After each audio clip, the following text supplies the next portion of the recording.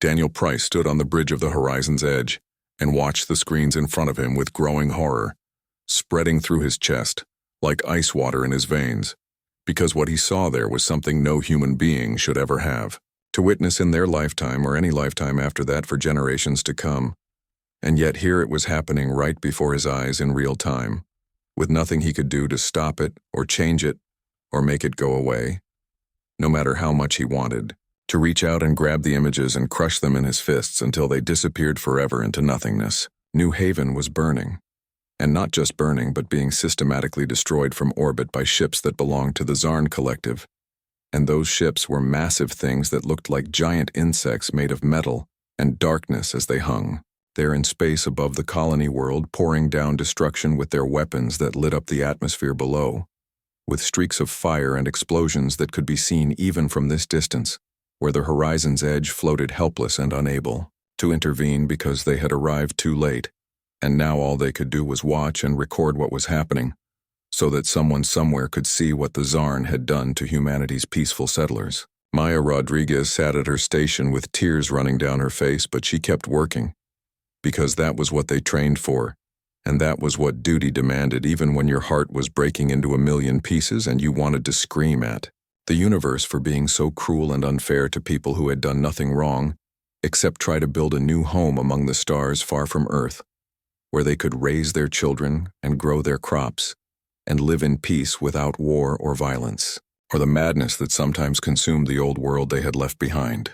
3 million people had lived on New Haven before today, and now Daniel did not know how many were left, but he suspected the number was very small, or perhaps even zero, because the Zarn were not leaving anything standing down there on the surface, where cities had been, and farms had stretched across fertile valleys, and schools had been filled with the laughter of children, who would never grow up now, and never see another sunrise, or feel the wind on their faces, or kiss someone they loved, or do any of the 1,000 small things that made life worth living in the first place. Lisa Morgan entered the bridge, and her face looked like it had been carved from stone, because she was the captain, and captains did not get to show their emotions no matter how much they hurt inside, and Daniel knew she was hurting because everyone was hurting right now as they watched their people die, and could do nothing to save them or even give them a quick death instead of whatever suffering they were enduring down there on that burning world. She walked to the command chair and sat down heavily, like the weight of what she was seeing had made her bones turn to lead. And then she spoke in a voice that was hard and cold and filled with something that Daniel recognized as the sound of rage being held back by the thinnest possible thread of discipline and training.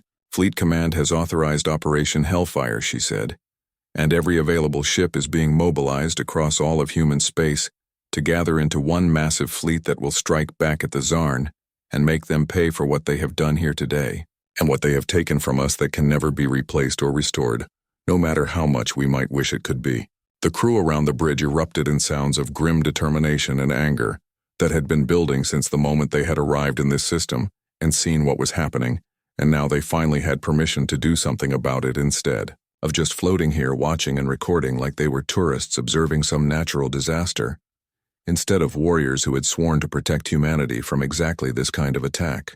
Daniel felt that same anger burning in his own chest, and he wanted to join in with the others and let himself feel that righteous fury that demanded blood for blood and death for death, because that was what the Zarn deserved after what they had done. But something in the back of his mind was whispering that this did not make sense, and he could not ignore that whisper, no matter how much easier it would be to just let himself hate and not ask questions. He had studied the Zarn during his years at the academy when he was young, and still believed that understanding other species was the key to peace in the galaxy, and he had learned that they were a proud species with ancient codes of honor that governed everything they did, including how they made war, and those codes required declarations and warnings and formal challenges before any fighting began, because that was the Zarn way and had been for thousands of years. But there had been no warning before New Haven burned, and no declaration of war, and no formal challenge issued to humanity. And that bothered Daniel more than he could say, because it meant either the Zarn had abandoned everything they believed in and everything they were just to attack one human colony, or something else was going on here that nobody understood yet. Captain Daniel said quietly, and Lisa turned to look at him with eyes that were still hard and cold and full of that barely controlled rage.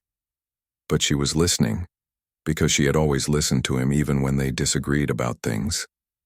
"What? If this is not what it seems," he asked, and the bridge went quiet around them because everyone had heard him speak. And they were all looking at him now, with expressions that ranged from confusion to anger to something that might have been hope, but he could not be sure. 3 million dead, Commander Lisa said, and her voice was like a whip crack in the silence. What else could it be? Daniel did not have an answer for her, because he did not know what else it could be, and he only had this feeling in his gut that something was wrong with the whole situation, and feelings were not evidence and they were not proof, and they certainly were not enough to stop a war that was already beginning as ships gathered across human space and crews prepared for battle. But he could not shake the feeling, and he knew he would have to find answers soon, because once the human fleet struck back at the Zarn, there would be no stopping what came next, and it would be war across the galaxy, with millions or billions dying, on both sides until one species or the other was destroyed completely. He looked at the screens again where New Haven continued to burn, and he made himself a promise that he would find out the truth about why this had happened, and who was really responsible, and whether there was any way to stop the war before it consumed everything and everyone in flames, just like the colony burning below. Maya wiped her eyes and returned to her console, and the bridge crew went back to their duties, and the horizon's edge turned away from New Haven to join the gathering fleet. But Daniel stood there for a long moment more, watching the death of a world and wondering if humanity was about to make a terrible mistake that would haunt them forever. 2 weeks had passed since New Haven burned, and those 2 weeks had been filled with more death and destruction than Daniel had ever imagined possible in such a short time, because humanity had mobilized every warship they had and sent them screaming across space toward Zarn territory with weapons hot and crews hungry for revenge that tasted like acid in their mouths and drove them forward even when exhaustion threatened to drag them down into darkness. The fighting had been brutal and savage, and nothing like the clean-jan battles that people imagined when they thought about space combat, because ships exploded and people died screaming in the void, and sometimes you could hear them over the communication channels before the silence took them, and those sounds haunted your dreams if you were lucky enough to sleep at all. Between the endless alerts and battle stations and the constant grinding stress of war, Daniel had been reassigned to intelligence operations after the third major battle, because someone high up in the command structure had remembered that he knew things about the Zarn and their culture and their way of thinking, and they needed people who could analyze the enemy communications they were capturing from disabled ships and destroyed bases scattered across the border systems where the two species were tearing each other apart. He sat in a small room deep inside the horizon's edge, surrounded by screens and computers and translation algorithms that tried to make sense of the Zarn language, which was filled with clicks and whistles and sounds that human throats could not make, but machines could interpret if you gave them enough time and processing power and sample data to work with. Most of what he found was ordinary military communication about troop movements and supply lines, and tactical discussions that told him nothing he did not already know. But he kept searching because somewhere in all that data, there had to be something. That would explain why the Zarn had attacked without warning, and whether his gut feeling about something being wrong was actually right, or just wishful thinking from a man who did not want to believe that war was inevitable. It was during a routine decryption session on a Tuesday morning, if such things as morning still existed in the timeless environment of a spaceship, that he found the message fragment buried in corrupted data from a captured Zarn communications relay, and at first he almost deleted it because it was so badly damaged that the translation software could barely make sense of it. But something made him look closer, and when he did, his blood turned to ice in his veins because what he was reading there in broken fragments of Zarn text was impossible and terrible, and if it was true, then everything humanity thought they knew about this war was wrong. Not authorized, the fragment said.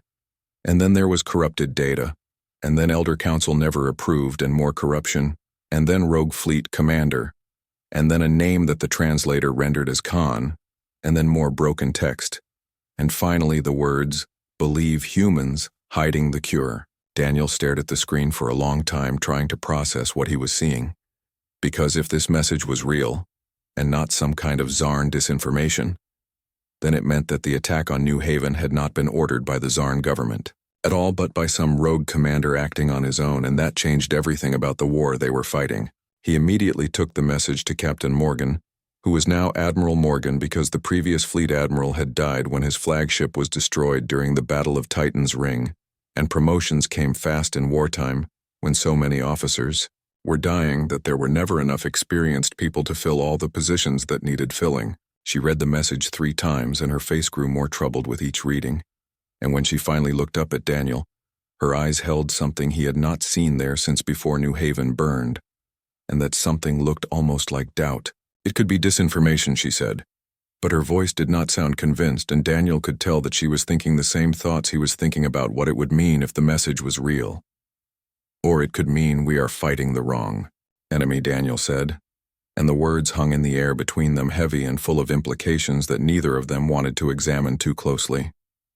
Kyle Bennett came over from his station where he had been monitoring Zarn fleet communications, and he had several data tablets in his hands, and his face wore the expression of someone who had just discovered something important.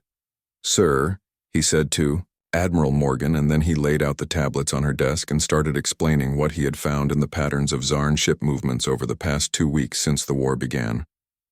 "I have been tracking their fleet positions," he said, "and there is something strange here because the main Zarn armada, which is their biggest and most powerful force, has not engaged us even once, and every battle we have fought has been against the same fleet group using the same ship types and the same tactical patterns." Maya Rodriguez joined them because she had been working on her own analysis and she had information that fit with what Kyle was saying, like pieces of a puzzle starting to come together into a picture that none of them wanted to see. "I analyzed the attack on New Haven," she said, and her voice was quiet but steady. "The weapons they used were older generation Zarn technology, at least 20 years out of date and maybe more. And that does not make sense because why would they use obsolete weapons for a first strike when they would want to hit us with everything they had?" Daniel felt the pieces clicking together in his mind, and the picture they formed was horrifying, because it meant that humanity was preparing to destroy an entire species, possibly because one rogue faction had acted without authorization and started a war that nobody wanted. "We need to contact the Zarn Elder Council," he said, and his voice sounded strange in his own ears. "If there is even a chance that this is a misunderstanding, we have to take it."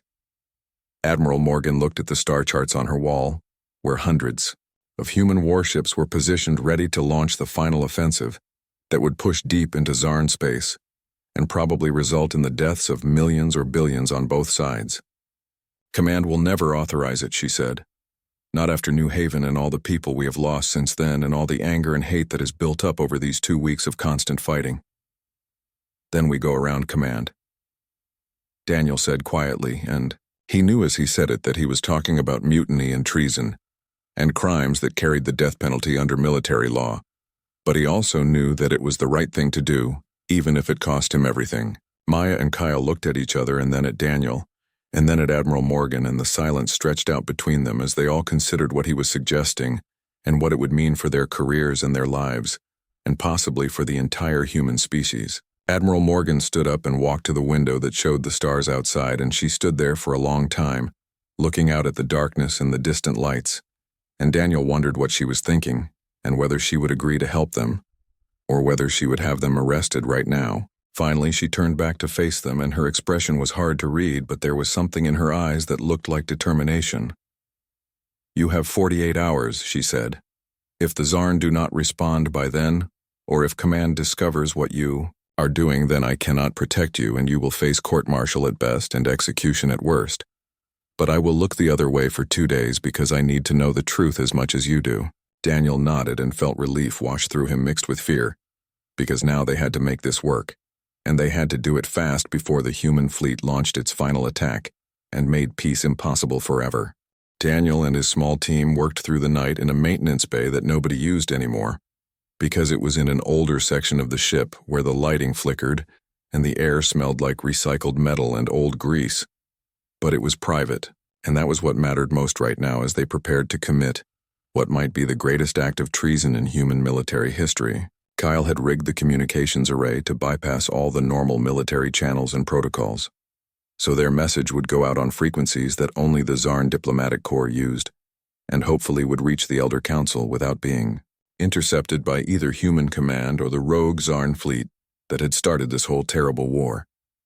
Maya helped Daniel craft the message, and they went through dozens of drafts trying to find the right words that would convince the Zarn leadership that this was a genuine attempt at communication and not some kind of trick or trap, because trust was in short supply these days, and they were asking their enemy to believe that some humans wanted peace when the rest of humanity was screaming for blood. "This is Commander Daniel Price of the Earth Defense Forces," Daniel said into the recording device, and his voice sounded steadier than he felt. "We believe the attack on New Haven was not authorized by your government, and we have evidence that suggests a rogue element within your military acted without the knowledge or approval of the Elder Council, and we seek communication with your leadership to prevent further bloodshed on both sides, because we think this war is based on a terrible misunderstanding that has cost too many lives already." He paused and looked at the others, and they nodded encouragement because the message was good, and it said what needed to be said without being too formal or too casual, and hopefully it would be enough to get a response. "We know you have codes of honor that govern how you make war," Daniel continued, "and we know those codes require formal declarations before hostilities begin. But New Haven was attacked without warning, and that does not fit with what we know of your culture and your traditions. And we believe something else is happening here that neither of our species fully understands yet. And we want to help find the truth before more innocent people die for nothing." Maya added the authentication codes they had pulled from captured Zarn databases, and Kyle encrypted the whole message using diplomatic protocols that were supposed to guarantee safe passage for peace communications, even during wartime. And then they looked at each other with the weight of what they were about to do, pressing down on them like the gravity of a giant planet. "Send it," Daniel said, and Kyle pressed the button that launched their message out into space toward Zarn territory, where it might be received by the Elder Council, or it might be intercepted and destroyed, or it might simply vanish into the void, with no response at all, and then they would have committed treason for nothing. Now came the waiting, and that was the hardest part, because every hour that passed without a response felt like a year, and every minute felt like a day, and they could not sleep or eat or do anything except watch the communications console and hoped that the Zarn would answer before their 48 hours ran out. Admiral Morgan came to see them after 12 hours had passed, and she brought coffee and food that none of them wanted, but she made them eat anyway, because she said they would need their strength for whatever came next, whether it was a response from the Zarn or arrest warrants from command. "Any word?" she asked, and Daniel shook his head because the console had been silent except for the normal military chatter and the distant sounds of fleet movements as humanity prepared for the final push into Zarn space. 36 hours passed, and Daniel was starting to lose hope, because maybe the Zarn did not want peace, or maybe they could not respond because the rogue fleet commander had too much control, or maybe the message had never reached them at all, and they were sitting here, waiting for something that would never come. But then, with only 12 hours left before their deadline expired, the communications console lit up with an incoming transmission, and Kyle nearly fell out of his chair scrambling to decode it, because this was it. And this was the moment that would determine everything. The message was encrypted with Zarn diplomatic codes that were different from military codes, and that was the first good sign, because it meant this was coming from their government, and not from the rogue fleet, and Kyle worked frantically to decrypt it, while the others held their breath and waited. Finally, the message played, and the translator AI that they had programmed with Zarn linguistic patterns began rendering the alien words into English, and a voice that sounded like wind blowing through a canyon filled the small maintenance bay. "I am Elder Prime Vorsuk of the Zarn Council," the voice said, and Daniel felt his heart hammering in his chest. "We have received your message, Commander Price, and we must tell you that you are correct in your assessment of the situation because Commander Khan has acted without authorization from this council and has committed acts of war that violate every code and tradition our species holds sacred." The message continued, and Daniel listened with growing horror and sadness as Elder Prime Vorsuk explained what had happened and why. "Khan lost his family to a plague that is ravaging our outer colonies," the elder said. "His mate and his children, and everyone he loved died while he watched helpless and unable to save them. And the plague continues to spread, and we have no cure, and our medical science has failed us completely." Maya put her hand over her mouth, and tears started running down her face because now they understood, and understanding made it so much worse. Khan became convinced that humans possessed a cure for the plague, Vorsuk continued. "He believed you, were hoarding medical technology and refusing to share it with other species, and his grief turned to madness, and his madness turned to rage, and he took his fleet, which is loyal to him personally, and attacked your colony, hoping to force you to give him the cure he believed you possessed. The elder paused, and when he spoke again, his voice was heavy with sorrow. We tried to stop him, but his ships fled before we could intervene, and we have been attempting to bring him back to face justice. But he will not listen to us anymore, and he only wants the cure he thinks you have, and he will not stop attacking until he gets it or until he is destroyed. Daniel felt sick because this meant that 3 million people had died on New Haven because of a lie, and because one grief-stricken father could not accept that sometimes there were diseases that no one could cure, and tragedies that no one could prevent. We do not wish war with humanity, Vorsuk said. We grieve for New Haven and for all the lives lost since then on both sides, but we are powerless to stop Khan without help because his fleet is strong and loyal, and they believe they are fighting for the survival of their species.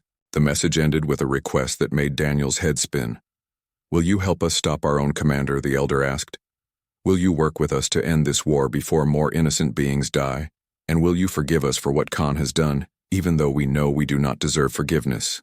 The maintenance bay was silent except for the sound of Maya crying quietly, and Kyle staring at the console like he could not believe what he had just heard, and Daniel trying to process the enormity of what they had just learned. Admiral Morgan spoke first, and her voice was quiet but firm. We need to bring this to the fleet, she said. Not just to command, but to every ship and every crew, and let them hear what we have heard, and then let humanity decide what kind of species we want to be. Daniel nodded because she was right, and this was too big for any one person or any small group to decide, and if humanity was going to choose mercy over vengeance, then it needed to be a choice that everyone made together. Broadcast it on all channels, Morgan said to Kyle. Let every human in the fleet hear this message, and then we will see if we are a species that can forgive, or if we are a species that can only hate. The message from Elder Prime Vorsuk spread through the human fleet like wildfire, jumping from ship to ship on every communication channel. And within hours, every crew member in every vessel knew the truth about why New Haven had burned and who was really responsible and what the Zarn Elder Council was asking humanity to do. Daniel watched from the bridge of the horizon's edge as the responses started coming in. And they were not what he expected, because some ships immediately called for continued war, saying that it did not matter if Khan was rogue or authorized because 3 million humans were still dead and someone had to pay for that.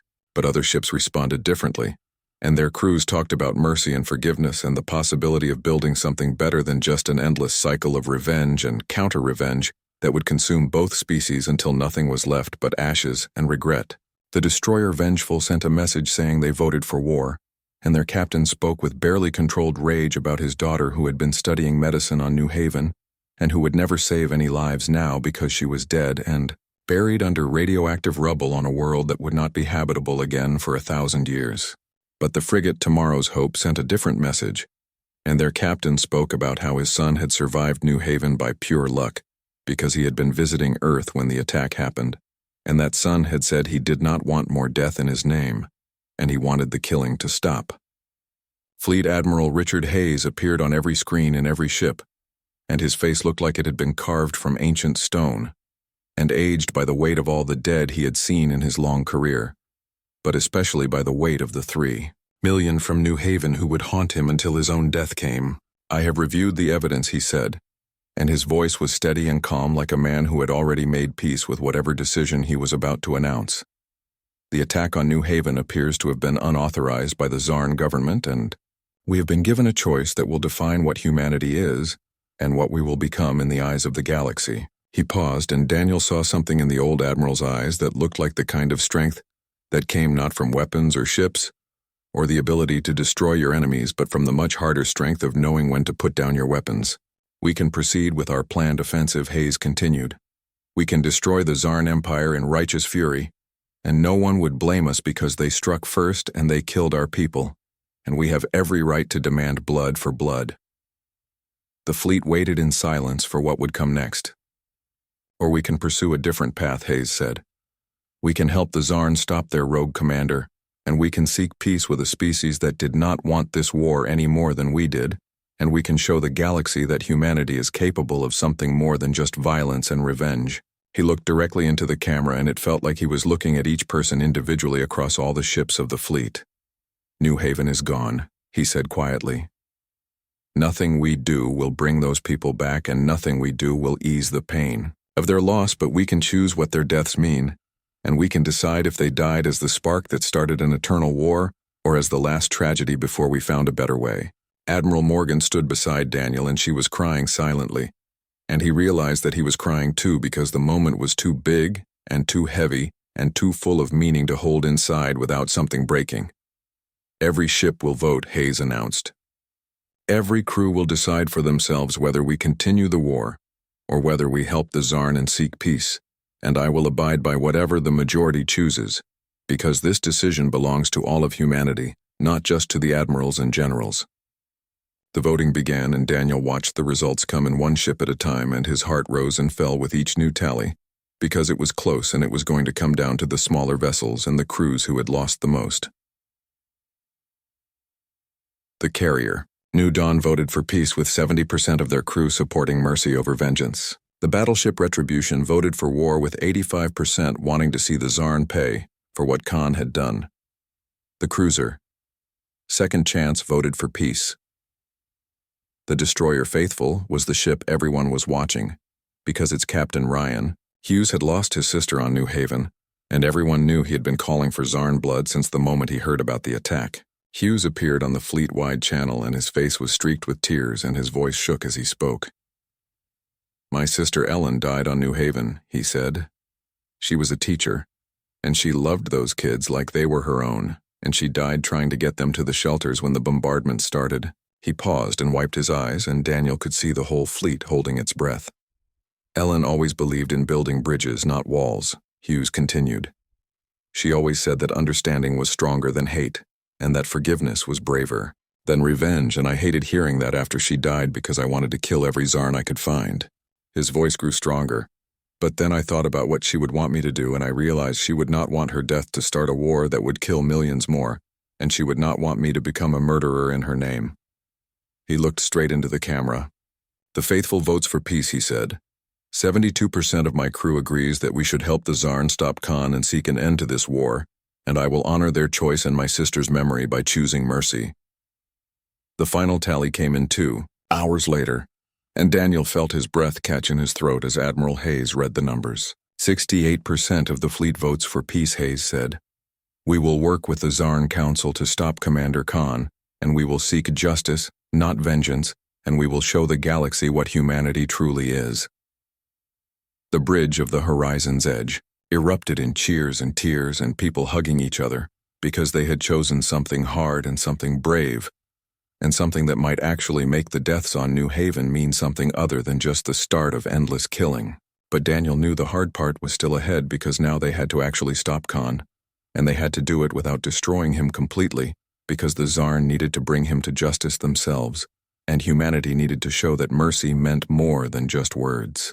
Admiral Morgan called him over, and she had a data pad with new orders. You started this price, she said, with something that might have been pride in her voice. You and your team found the truth when everyone else just wanted to fight, so now you get to help finish it. She handed him the data pad. You will be part of the joint task force, she said. Human and Zarn ships working together to stop Khan and end this war and maybe build something new. Daniel took the orders and felt the weight of responsibility settle on his shoulders, because now it was real and now they had to make it work. Kyle and Maya joined him, and they looked at the orders together, and Maya smiled through her tears. We did it, she said. We actually convinced them to choose peace. Not yet, Daniel said quietly.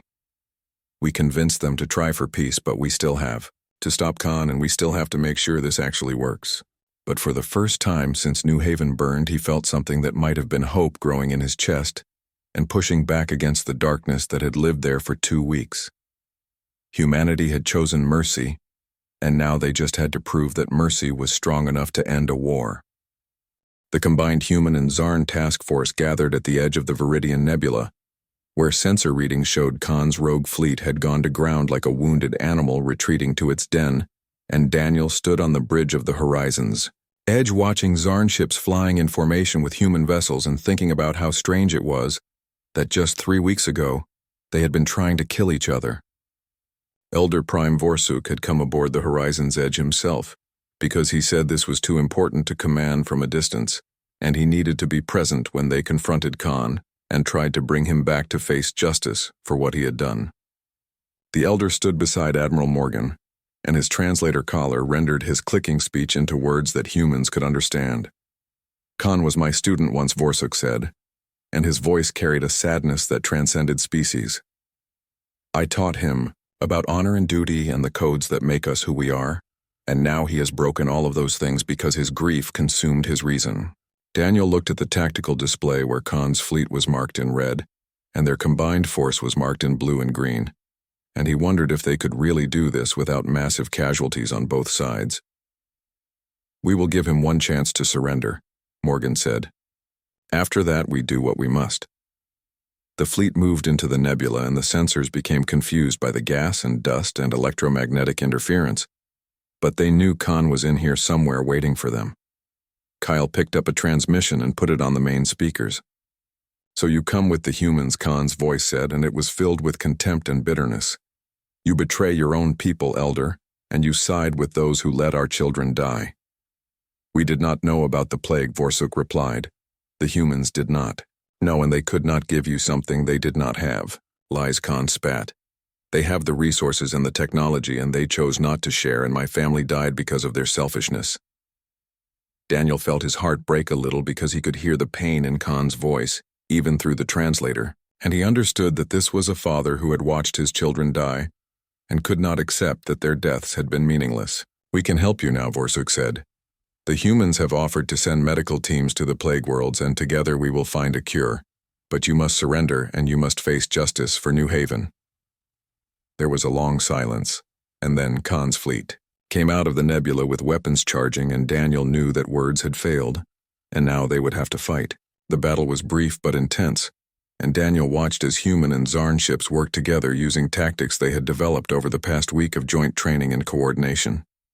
Khan's forces fought with desperate fury, but they were outnumbered and outgunned, and one by one their ships were disabled by precise weapons fire that targeted engines and weapon systems, without destroying the ships completely, because the goal was to stop them, not kill them. Khan's flagship was the last to fall, and Daniel led the boarding party that went across on a transport with both human marines and Zarn warriors working side by side.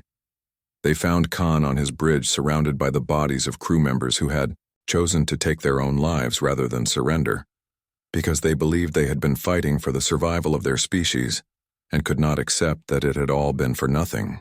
Khan himself stood alone in the center of the bridge, and he looked ancient and broken, like something inside him had shattered beyond repair. You should kill me, he said in halting English that he must have learned specifically for this moment. I destroyed your colony and I killed your people, and I deserve death. Daniel approached him slowly with his weapon lowered, because he did not want this to end in more violence. You were wrong, Khan said.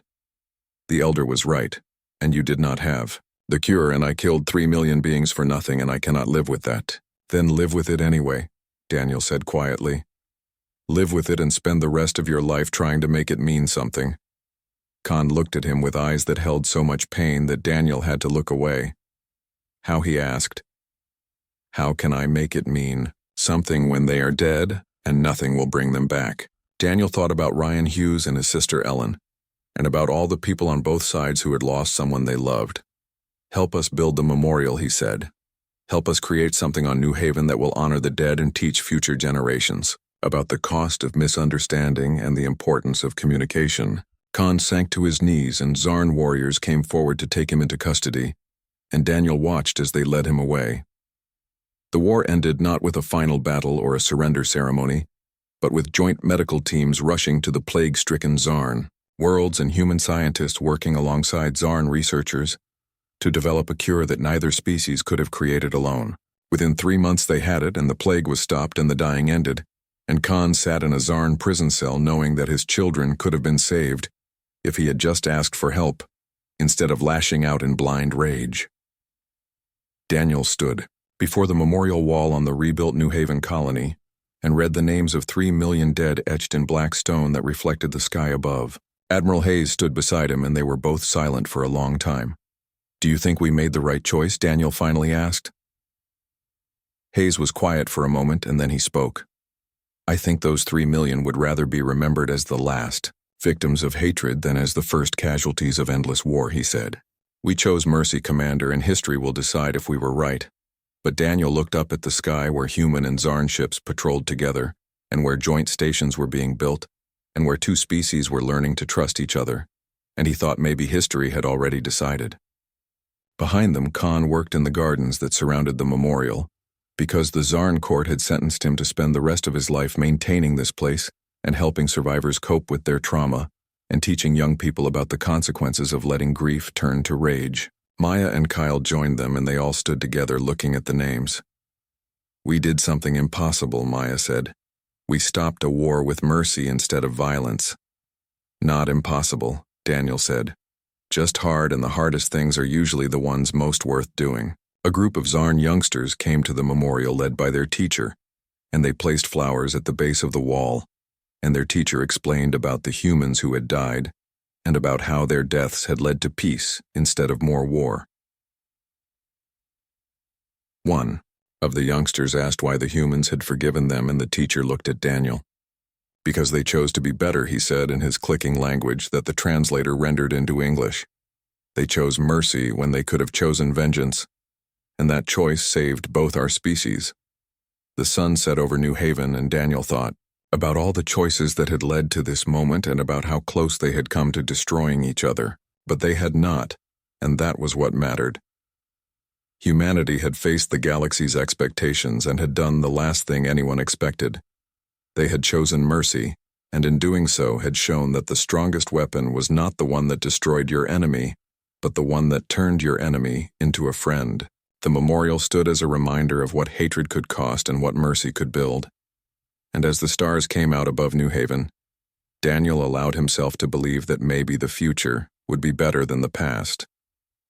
Not because the past had been erased or forgotten, but because both species had chosen to learn from it instead of being consumed by it, and that was the greatest victory of all.